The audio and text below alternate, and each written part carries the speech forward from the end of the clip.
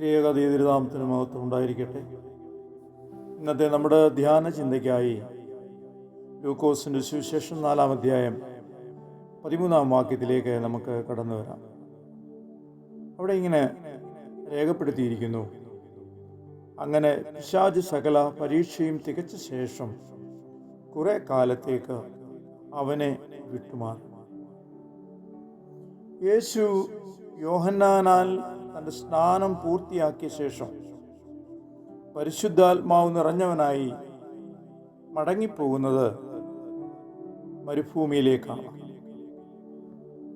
ഈ മരുഭൂമിയുടെ അനുഭവത്തിൽ യേശു നേരിടേണ്ടി വരുന്നതായ 4 പരീക്ഷണങ്ങളെ നമുക്കവിടെ കാണുവാനായിട്ട് സാധിക്കും. ഒന്നാമതായി വിശപ്പിൻ്റെ അനുഭവം, രണ്ടാമതായി കാഴ്ചയുടെ അനുഭവം, മൂന്നാമതായി ആരാധനയുടെ അനുഭവം, നാലാമതായി സംരക്ഷണത്തിൻ്റെ അനുഭവം. മനുഷ്യൻ തെറ്റിപ്പോകുവാൻ സാധ്യതയേറെയുള്ള ഈ 4 അനുഭവങ്ങളെ ജയിച്ചപ്പോൾ പിശാച് യേശുവിനെ കുറെ നാളത്തേക്ക് വിട്ടുമാറിപ്പോയി. നോമ്പിൻ്റെയും ഉപവാസത്തിൻ്റെയും ദിനങ്ങൾ പരീക്ഷകളെ അതിജീവിക്കുവാനുള്ള കാലഘട്ടമായി നമുക്ക് കാണുവാനായിട്ട് സാധിക്കും.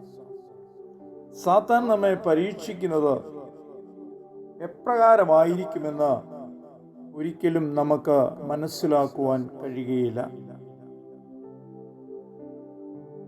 4-ാം അധ്യായം 1-2 വാക്യങ്ങൾ നാം പഠിക്കുമ്പോൾ അവിടെ ഇങ്ങനെ എഴുതിയിരിക്കുന്നു: യേശു പരിശുദ്ധാത്മാവ് നിറഞ്ഞവനായി യോർദാൻ വിട്ടുമടങ്ങി, ആത്മാവ് അവനെ മരുഭൂമിയിലേക്ക് നടത്തി. പിശാച് അവനെ 40 ദിവസം പരീക്ഷിച്ചു കൊണ്ടിരുന്നു. ആ ദിവസങ്ങളിൽ അവൻ ഒന്നും ഭക്ഷിച്ചില്ല. അവ കഴിഞ്ഞപ്പോൾ അവന് വിശന്നു. മനുഷ്യൻ വിശപ്പടക്കുവാനായി പല വഴികൾ തേടുന്നവരാണ്. എന്നാൽ നാം തിരഞ്ഞെടുക്കപ്പെടുന്നതായ വഴികൾ നേരിൻ്റെ വഴികൾ തന്നെയോ എന്ന് നാം ഉറപ്പുവരുത്തേണ്ടതായിട്ടുണ്ട്. അതുകൊണ്ടാണ് 3-ാം വാക്യത്തിൽ ഇപ്രകാരം നാം വായിക്കുന്നത്: പിശാച് അവനോട്, നീ ദൈവപുത്രനെങ്കിൽ ഈ കല്ലിനോട് അപ്പമായി തീരുവാൻ കൽപ്പിക്കുക. ഇവിടെ യേശു ദൈവപുത്രൻ എന്ന് വെളിപ്പെടുത്തുവാനല്ല ആഗ്രഹിച്ചത്, പിന്നെയോ ന്യായപ്രമാണത്തെ അവന് ചൂണ്ടിക്കാണിച്ചു കൊടുക്കുകയാണ്. 4-ാം വാക്യത്തിൽ യേശു അവനോട്, മനുഷ്യൻ അപ്പം കൊണ്ട് മാത്രമല്ല ജീവിക്കുന്നത് എന്ന് എഴുതിയിരിക്കുന്നു.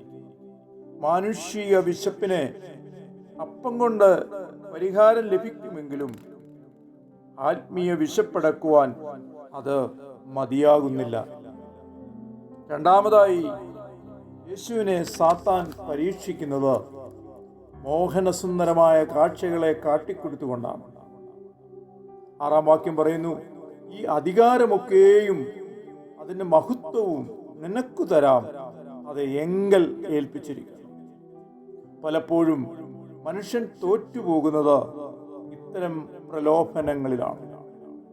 നോമ്പുകൊണ്ട് നാം നേടിയെടുക്കേണ്ടതും പ്രലോഭനങ്ങളെ അതിജീവിക്കുവാനുള്ള ദൈവത്തിൻ്റെ കൃപയാണ്.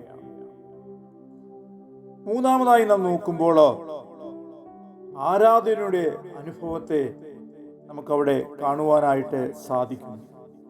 7-ാം വാക്യം പറയുന്നു: നീ എന്നെ നമസ്കരിച്ചാൽ അതെല്ലാം നിന്റേത് ആകും.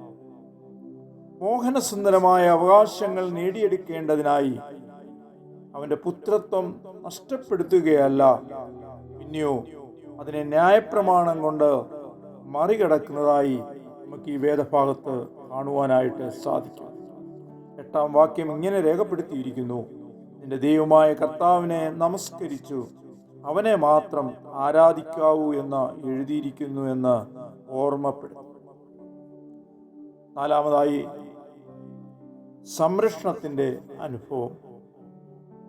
9-ാം വാക്യം പറയുന്നു: അവനെ യെരൂശലേമിലേക്ക് കൂട്ടിക്കൊണ്ടുപോയി ദൈവാലയത്തിൻ്റെ അഗ്രത്തിൽ നിർത്തി അവനോട്, നീ ദൈവപുത്രനെങ്കിൽ ഇവിടെ നിന്ന് താഴേക്ക് ചാടുക. തൻ്റെ സംരക്ഷണ വലയത്തിൻ്റെ പരിധിയും പരിമിതിയും അറിയുന്നവനായ യേശു സാത്താനോട് പറയുകയാണ്, നിന്റെ ദൈവമായ കർത്താവിനെ പരീക്ഷിക്കരുത് എന്ന് അവനെ ഓർമ്മപ്പെടുത്തുക. ഈ നോമ്പുകാലം സാത്താൻ്റെ പരീക്ഷണങ്ങളെ അതിജീവിക്കുവാൻ പരിശുദ്ധാത്മാവിനാൽ സാധ്യമാകട്ടെ എന്ന് പ്രാർത്ഥിച്ചുകൊണ്ട് ഞാൻ എൻ്റെ വാക്കുകൾക്ക് വിരാമം കുറിക്കുന്നു.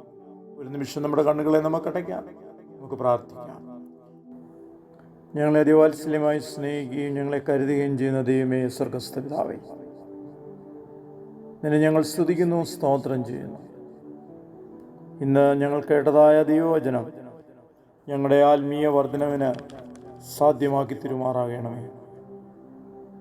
കർത്താവേ, യേശു അതിജീവിച്ചതായ 4 പരീക്ഷണങ്ങളെ അതിജീവിപ്പാൻ തക്കവണ്ണം ഈ മരുയാത്രയിൽ നീ ഞങ്ങളെയും സഹായിക്കണമേ.